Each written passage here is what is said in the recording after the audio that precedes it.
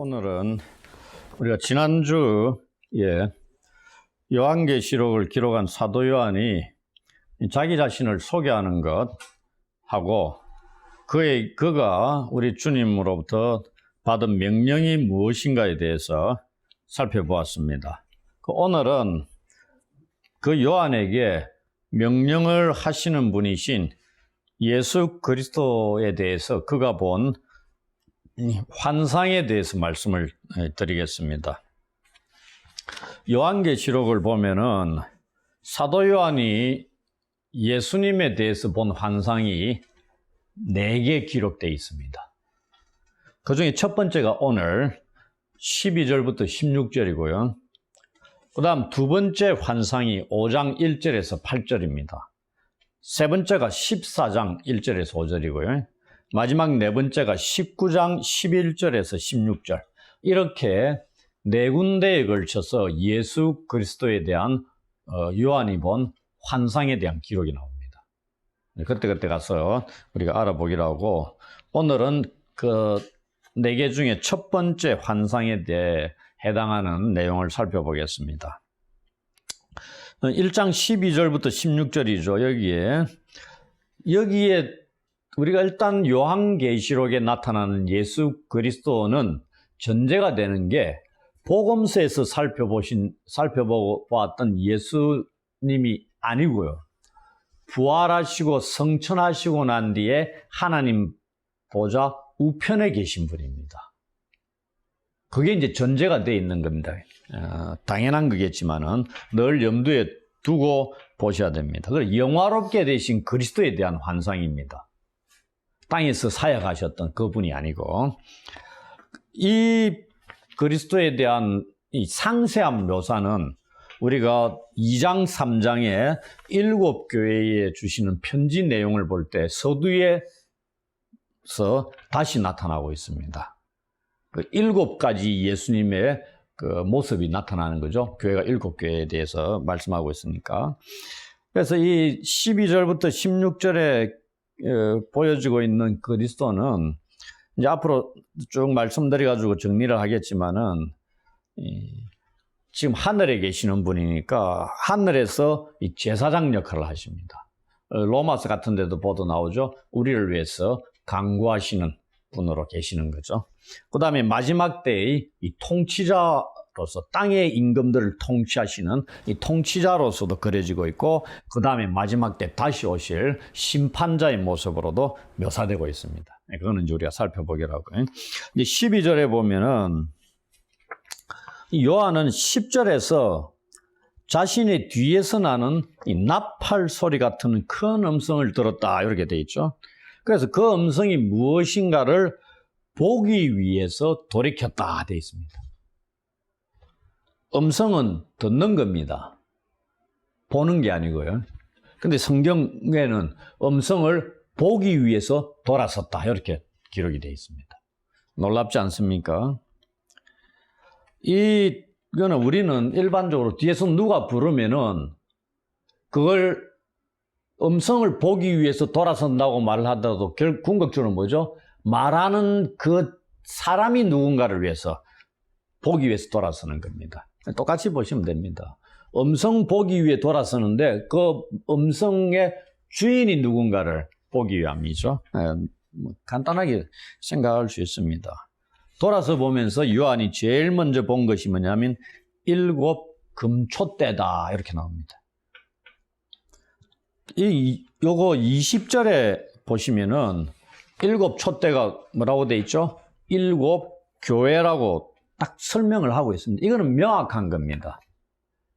학자들도 뭐 따로 설명할 필요가 없죠. 우리도 7 교회입니다. 7 촛대는 명확하게 쉽게 알 수 있게 설명을 해주셨기 때문에.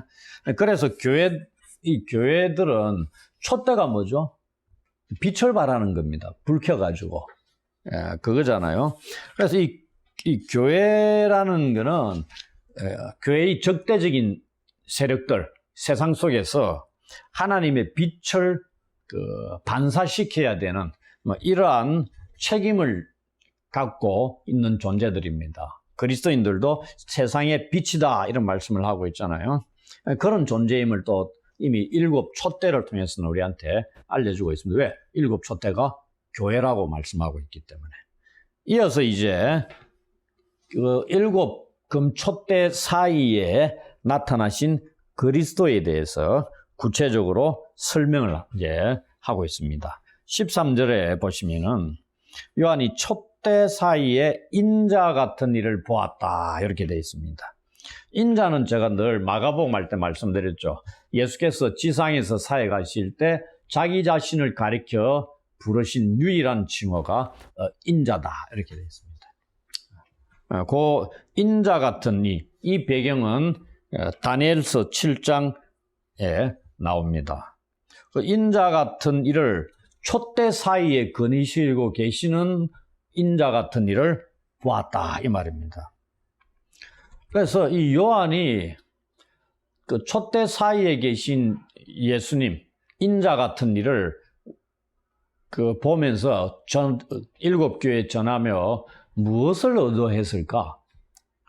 촛대 사이에 계신 그리스도를 보았다고 말을 했을 때 그는 아마도 우리로 하여금 그 그리스도께서 교회 가운데 계시는 분이잖아요. 일곱 교회 가운데 계시는 분입니다.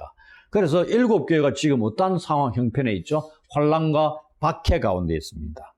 그런데 환난과 박해 가운데 있는 그 일곱 교회 가운데 계시는 분이다. 그럼 뭐 하기 위해 계시겠어요? 그 교회를 붙들고 계시고 보호하시고 지키시는 분이라는 것을 교회로 하여금 알게 하기 위함이다. 이렇게 볼 수 있는 겁니다. 너희들이 하나님 보좌 우편에 계신 너희들이 구원자로 믿는 그분이 지금 교회 너희들 가운데 계신다. 이 얘기입니다. 엄청난 힘이 되는 거죠. 그래서 이게 인자 같은 이가 교회에 일곱 금촛대 사이에 계시는 게 일시적인 의미가 아니고요. 지속적인 의미입니다. 그 말은 계속적으로 교회와 함께 하신다는 얘기입니다.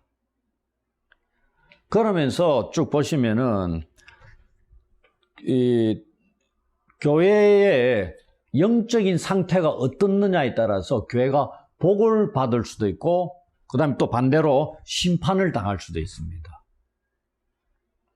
그러한 교회의 영적인 상태가 지금 어떠한 것에 처해 있는가를 촛대 사이에 거니시는 인자 같은 분이 명확하게 하신다 이 말입니다. 그래서 일곱 교회에 메시지를 주실 때 회개할 부분을 정확하게 지적해서 말씀하잖아요.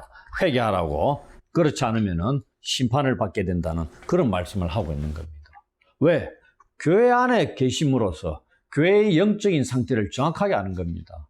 빌라델비아 교회를 향해서는 칭찬만 하잖아요.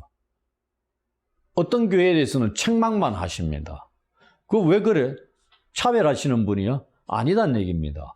교회의 영적인 상태가 복을 받는지 심판을 당할 처지에 놓여 있는지를 명확하게 아신다. 왜? 교회 사이에 계시는 분이기 때문에. 그 말입니다. 여기서 알려주는 건. 이제 구체적으로 촛대, 즉 교회 사이에 계신 인자 같은 분이 누구인가에 대해서 13절 뒷부분에서 16절에 걸쳐서 8가지로 묘사를 하고 있습니다.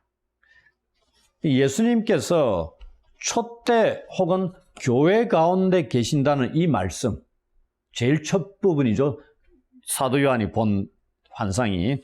그거는 이 일곱 교회를 보시면은 문제가 있는 교회들, 그 다음에 약점과 허물이 다 있습니다. 뭐 빌라델비아 교회 칭찬만 들은 교회도 있었지만은 대부분의 교회에 문제와 허물, 약점들이 다 있습니다. 그러할지라도 주님께서 그 교회를 위해서 피를 흘리신 분입니다.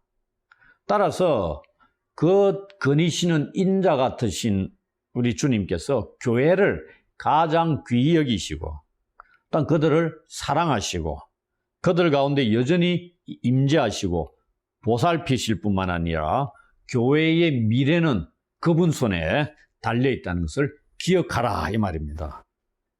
그런 연약하고 허물 많고 약점이 많은 교회일지라도 우리 주님은 포기하지 않으신다. 그래서 회개하라, 이겨라 이렇게 권면하잖아요. 그러한 주님의 마음으로 바라보고 교회의 사역자들, 그 다음에 교회에 생활하는 주의 백성들이 그렇게 섬길 수 있어야 된다는 것을 먼저 알려주고 있다, 이 얘기입니다.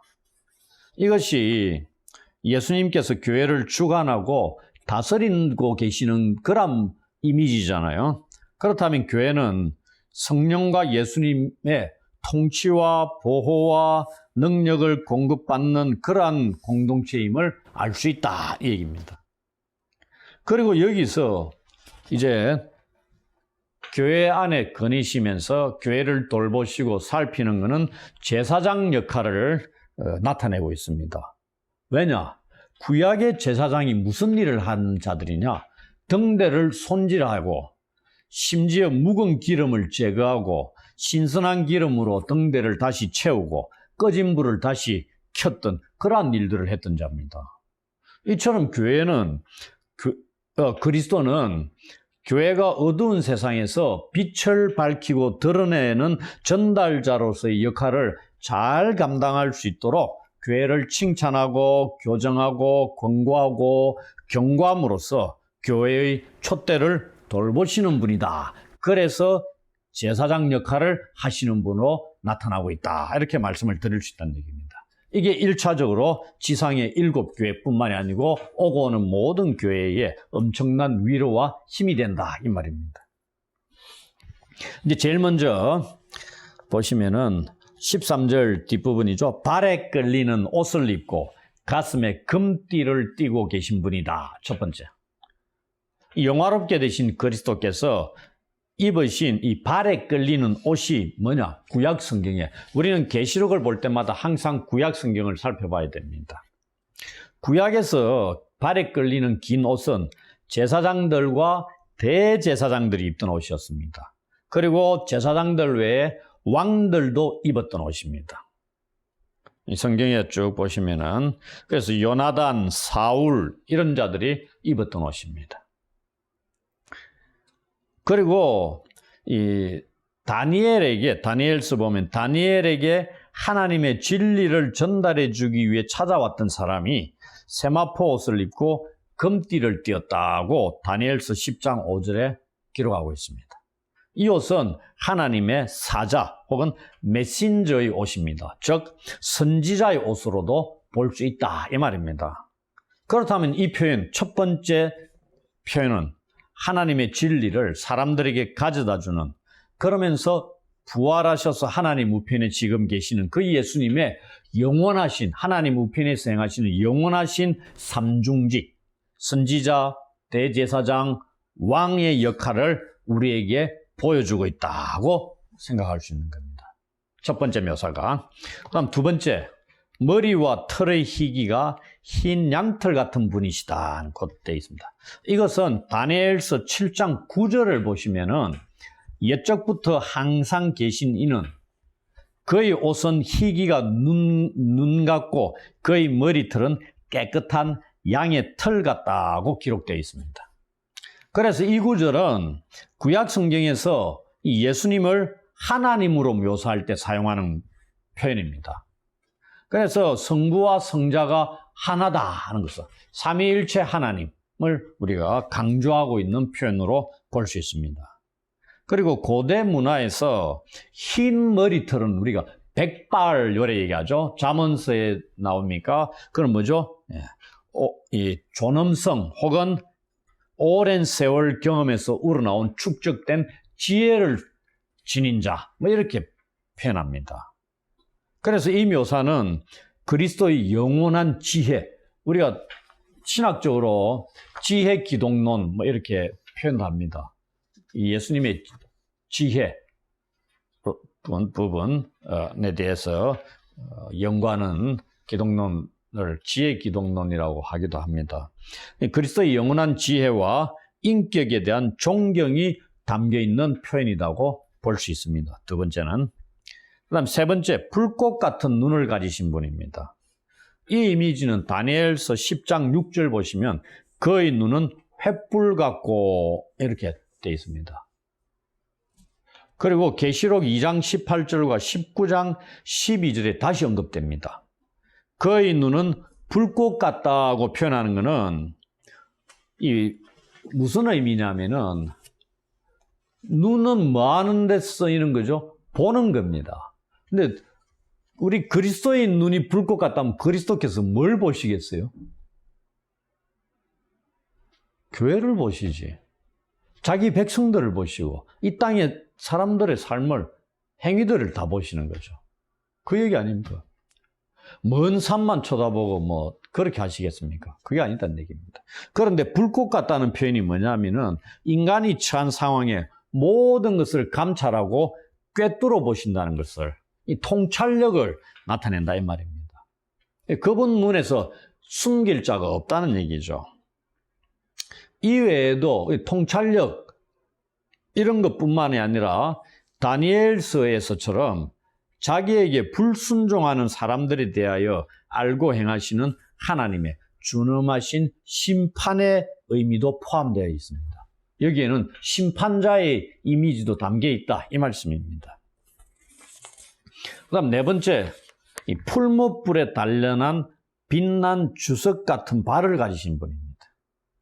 이 구절의 배경은 이 에스겔 1장 7절, 다니엘서 10장 6절과 계시록 2장 18절 이러한 구절들을 함께 묶어서 살펴보아야 하는 그런 구절입니다. 근데 이 구절이 신학자들은 해석하기가 상당히 어려운 구절이다 이렇게 말을 합니다. 이게 주석이라는 것은 뭐냐면은 그 당시에 이 군사 목적과 혹은 화폐를 만들기 위해서 사용됐던 이 구리하고 아연이 혼합된 이 놋의 합금으로 보고 있습니다. 그리고 풀무불에 단련한 빛난 주석 같은 발이다 얘기죠. 발. 지금 발에 대한 묘사입니다. 이 발이라는 얘기는, 그래서 이 표현은 그리스도의 영광의 모습, 그리고 힘, 능력에 대한 것, 그리고 삶의 힘이나 안정성, 안정감을 가져다 주는 것, 그리고 풀무불에 단련한 이 주석이 그러면 불순물이 있다 없다? 없는 거죠. 그래서 그리스도의 절대적인 순결함, 뭐 이런 것들을 의미하는 표현이다. 그 예수 그리스도께서 땅에서도 죄가 없으신 분이다. 뭐 그렇게 우리가 얘기하잖아요. 이런 부분들을 이 풀무불에 단련한 빛난 주석 같은 발을 가지신 분으로 설명을 하고 있습니다. 그 다음 다섯 번째가 많은 물소리와 같은 음성을 가지신 분이다 되어 있습니다. 에스겔서 1장 24절에 보시면 많은 물소리와도 같으며 전능자의 음성과도 같은 생물들의 날개 소리에 대해서 기록하고 있고요. 그 다음에 에스겔서 43장 2절에 보시면 많은 물소리 같은 여호와의 음성이라고 기록되어 있습니다. 그리고 계시록 14장 2절에 보시면 하늘에서 나는 소리가 이와 같다 되어 있습니다. 그리고 19장 6절에 보시면 찬양하는 허다한 무리의 음성이 이와 같다고 기록하고 있습니다. 이러한 것들을 통해서 알 수 있는 것은 뭐냐면 그리스도의 신적인 영광 그리고 능력을 보여주기 위한 묘사다고 말씀을 드릴 수 있습니다. 이 많은 물소리라는 것은 물이 우리가 여름 홍수 뭐 이런 때 장마 기간에 물이 막 계곡 같은 데서 위에서부터 흘러내려오면 막 힘있게 쫙 내려가면서 쫙 소리도 나잖아요. 그런 걸 떠올리면 됩니다. 그리고 그런 것들이 강물도 우리가 쓰나미 밀려오듯이 막 그런 식으로 힘있게 급히 흘러가는 그런 강물. 그 다음에 폭포수에서 폭포수가 떨어질 때 나는 그런 소리들. 그러한 것, 우리 나야가라 폭포 이런 것 TV나 영상으로 볼 때 어떤 마음을 느낍니까? 압도당하는 그런 마음을 느끼잖아요. 이 음성도 이러한 음성을 딱 듣는 순간 우리는 압도당할 수밖에 없다 이 말입니다. 그러한 분으로 그려지고 있는 겁니다. 그래서 여기에 묘사되고 있는 그리스도는 이 권세 있고 위엄이 있는 말씀을 선포하시는 예수님이다. 어떤 때는 모든 죄인들을 두렵게 하는 회개에 대한 말씀을 선포하면서 도전을 하시기도 하고요. 심판날에는 심판의 선고를 내리는 무서운 음성을 지니신 분으로도 그려지고 있습니다. 그런 부분을 묘사하는 것이고요. 그럼 6번째, 오른손에 7별을 가지신 분이다 되어 있습니다. 오른손에 7별을 가지신 분이다. 오른손이 뭔가, 7별이 뭔가 우리는 다 알고 있습니다. 성경의 오른손은 능력과 권세를 상징합니다. 그리고 어떤 것을 쥐고 있다 지금 표현하고 있잖아요. 에콘이라고 그러는데 이 쥐고 있다는 것은 어떤 것을 획득하다, 자기 것으로 소유하다 이런 표현도 있고, 또 다른 것은 그걸 가지고 있는 걸 지키고 보존한다 이런 뜻도 가지고 있습니다. 오늘 본문은 이 두 가지 의미를 다 가지고 있는 것으로 볼 수 있습니다. 그래서 7별을 오른손으로 소유하고 있고, 그 다음에 그것을 지키고 보존하시는 분이다. 능력과 권세로서. 뭐 이런 얘기죠. 그럼 7별이 뭐라고 되어 있습니까? 우리가 이게 7별은 7교의 사자다. 우리가 20절 가서 살펴보겠지만 사자를 천사로 보는 경우가 많습니다.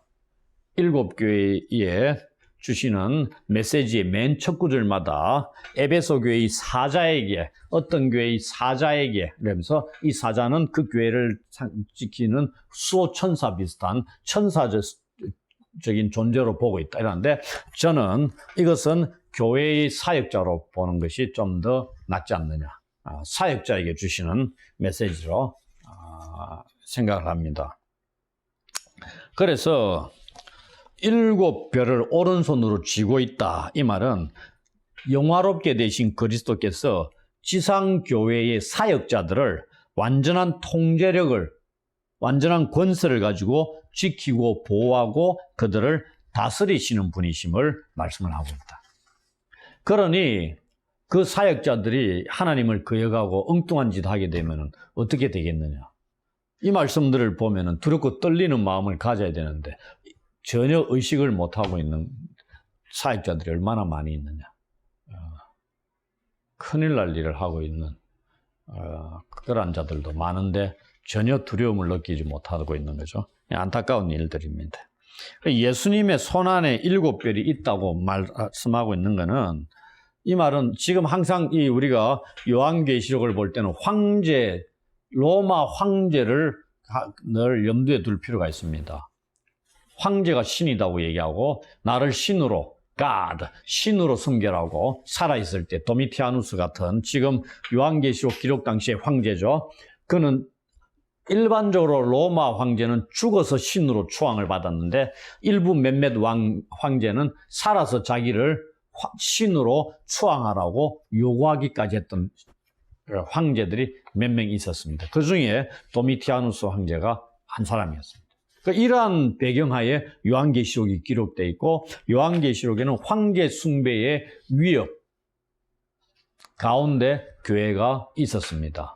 유대인들의 핍박 속에서도 있었지만은 로마 황제의 숭배의 압박, 압력 이런 것들 속에서도 타협해야 되는 그런 위기 속에서도 있다고 우리가 서론 부분에서도 살펴봤잖아요. 그래서 7별을 가지신, 오른손에 7별을 가지신 분이신 그리스도는 이 황제가 아닌 그리스도의 권세가 교회의 목회자들을, 사역자들을, 일꾼들을 붙들고 있다는 걸 강조하는 겁니다. 그래서 너희가 황제를 숭배할 게 아니고, 황제 숭배에 타협할 게 아니고, 오직 이 그리스도 예수만을 섬길 수 있어야 된다. 이분이 너희의 주가 되시는 분이다. 이분이 너희를 붙들고 계시는 분이다. 뭐 이런 말씀이라는 얘기입니다. 그럼 7번째, 입에서 좌우에 날선 검이 나오는 분이다 되어 있습니다. 이 검이라는 거는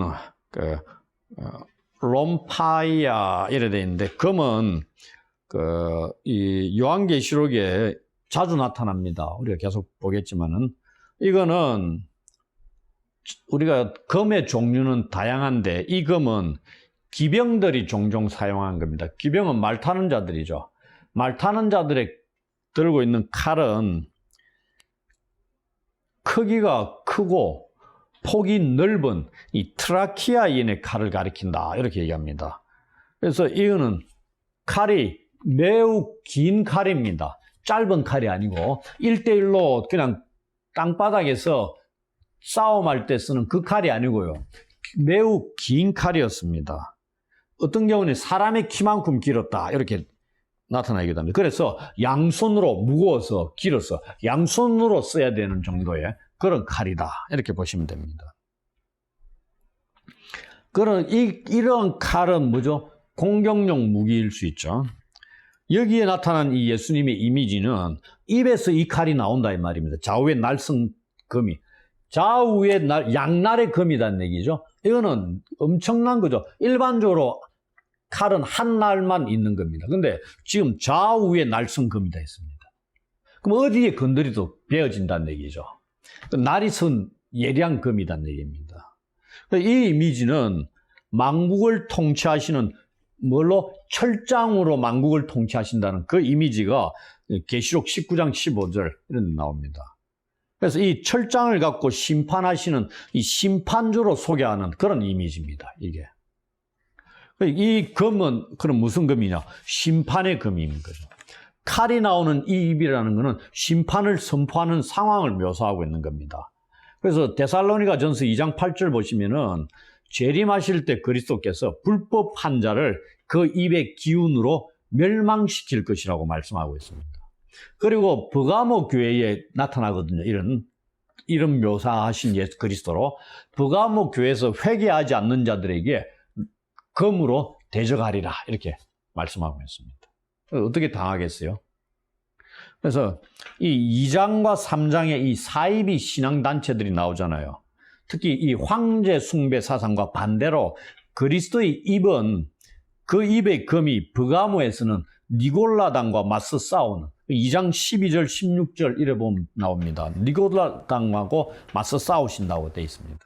그리고 오로지 하나님의 말씀인 진리와 그 다음에 이 진리를 대적하는 원수들에 대한 심판에 대해서 말씀하고 있는 이미지다. 이렇게 말씀드릴 수 있겠습니다. 마지막으로 8번째, 해가 힘있게 비치는 얼굴을 가지신 분입니다.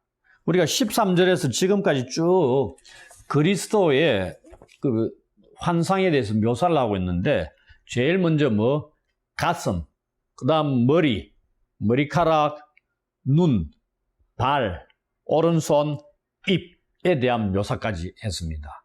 그 다음 마지막으로 뭐죠? 얼굴이 언급되고 있습니다. 얼굴은 해가 힘있게 비치는 것 같더라고 하고 있습니다. 이것은 우리가 그 신학에서는 어디에서 가장 명확하게 볼 수 있죠? 산에서 예수님이 변화된 모습, 마가복음 9장의 그 모습입니다.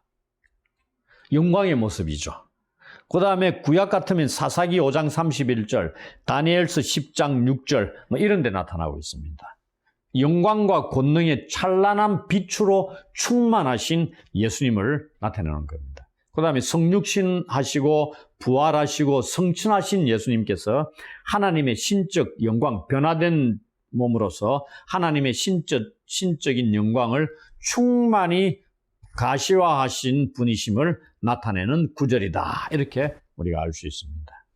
또한 이 구절은 예수님께서 교회를 자신의 찬란한 영광에 빛나는 형상을 따라서 교회를 그렇게 지으시려고 하시는 그 언약의 목표에 대해서 구체적으로 정언하고 있는 구절이다. 그러면서 그리스도의 영광의 빛을 7 촛대인 교회, 촛대가 뭐 한다 그랬죠? 빛을 비추는 역할. 그게 뭐다? 교회다. 이렇게 돼 있죠.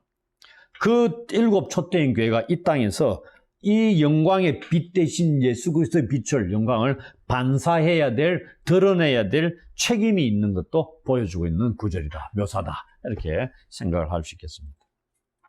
이로써 우리가 이 단계적으로 쭉 봤죠.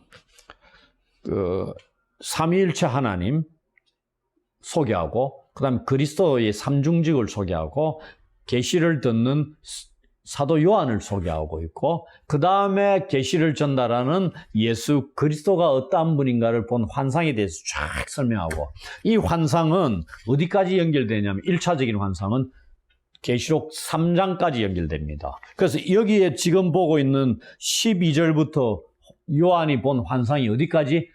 3장 7교회에 주시는 그 메시지까지 딱 이어집니다. 왜냐하면 4장 1절의 구절이 뭘로 바뀌냐면은 이 일 후에 내가 보니 새로운 환상을 본다 이 말입니다. 이 일 후가 뭐죠? 3장까지의 계시 환상을 본 겁니다. 이게 첫 번째 환상으로 생각하시면 됩니다. 여기에서 그래서 오늘 본 이 8가지 묘사된 예수 그리스도의 모습이 7교회에 나타나시는 예수 그리스도의 모습을 보시면 한 모습 한 모습으로 쭉 나타나고 있습니다. 그 교회의 피로 적절한 모습으로 나타나고 있습니다. 동일한 모습이 하나도 없습니다. 그거는 이제 그때 가서 우리가 살펴보기로 하고. 그래서 오늘 이 본문에서는 예수께서는 그리스도, 메시아이시고, 그 다음 대제사장이시고, 왕이시고, 선지자이시고, 교회를 통치하시는 분, 보호하시는 분, 그리고 다시 오셔서 심판하실 심판자이심을 쭉 설명하고 있는 겁니다. 그래서 이 모든 이미지 보면 예수님은 누구다? 하나님이시다. 구약에 쭉 그 말씀들을 인용을 했잖아요. 그리고 이 예수님은 능력 있는 구원자이시고, 그리고 심판주이시고, 영광스러운 주권자이심을 하나씩 하나씩 보여주셨다는 것을 알 수가 있다는 얘기입니다. 그래서 이 사도 요한이 요한계시록에 있어서 관심을 갖고 있는 게 바로 이러한 부분입니다. 이렇게 계시된 부분이 교회와의 관계 속에서 앞으로 어떤 말씀들을 주고 계시는가, 또 교회는 어떻게 하기를 원하시는가, 이게 요한계시록의 관심의 초점일 수 있다는 것을 우리는 앞으로 가면서 확인을 하게 될 것입니다.